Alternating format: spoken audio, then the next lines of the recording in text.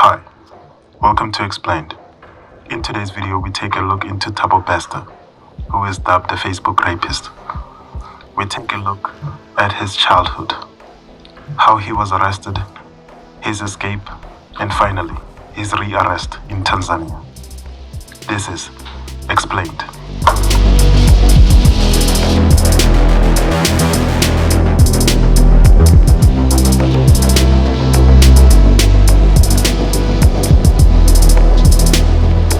Thabo was born in November 5th, 1979, in a small community in the Eastern Cape. He was a fraudster, and by the time he was convicted, he had up to 13 aliases and served 2 years out of 3 in his sentence.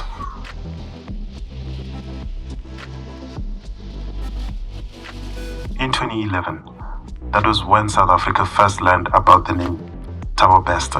In his early 20s, he would become known as the Facebook rapist. He lured young women, promising them lucrative modeling jobs. He then robbed them and raped them.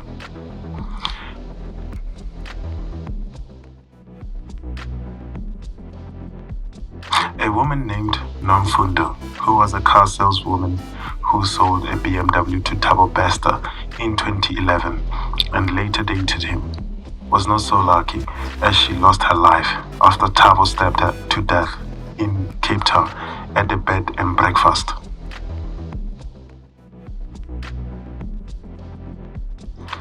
When he was arrested, he blamed his life of crime on the death of his grandmother and childhood trauma. He also stated that while he was in prison, he was gang raped.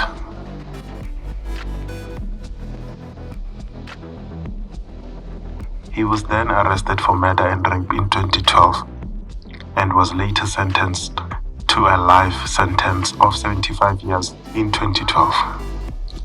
That year, he gave an exclusive interview to the Daily Voice from prison, where he claimed to come clean about his actions.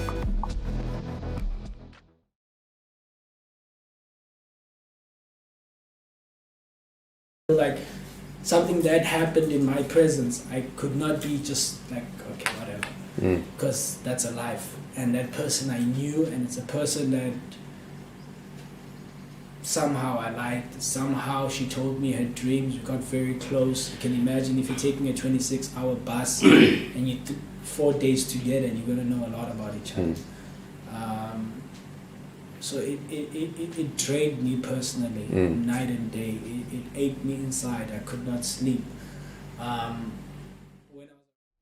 Some of the things that he stated in that interview is that he had fallen into a life of crime to support his 3 children.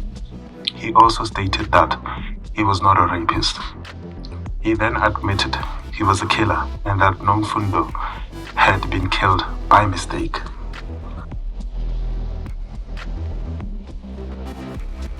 His story went silent after that until it looked like he had committed suicide by setting himself alight in his prison cell.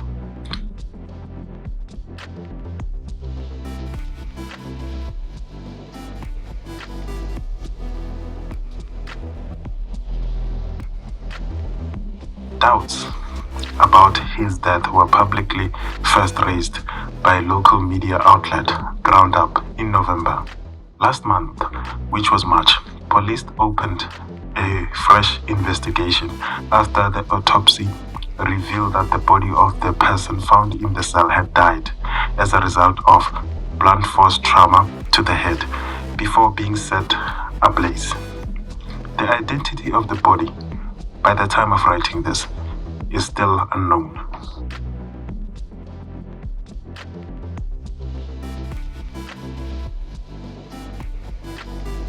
Dr. Nandipa Magudumana is believed to be the girlfriend of the convicted rapist and murderer. She allegedly dumped a luxury vehicle in Zimbabwe and left the vehicle shortly after crossing the border. Some people believe she is the mastermind in Thabo's escape. Some think that she is a victim. Either way, it is revealed that she went to great lengths to get the stand-in corpse from a state morgue in Hillbrow. That was initially believed to be Bester's body. Sunday Times reported, according to the publication, she proceeded to burn the body even though police suspicions that the corpse was not Bester.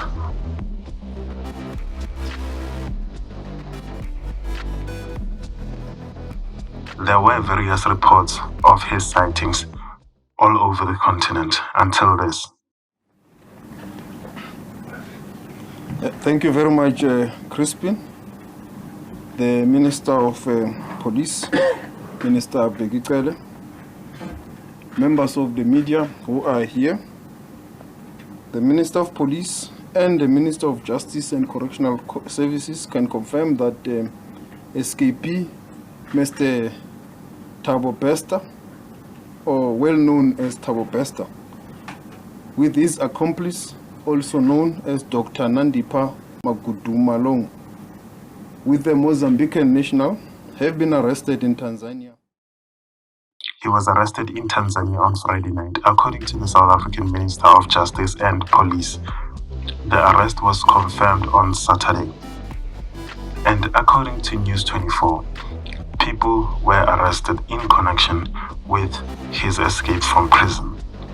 The former employee of G4S, which is a British multinational private security company, and a 65-year-old man from Port Edward in the Eastern Cape, who is believed to be the father of Dr. Nandipha.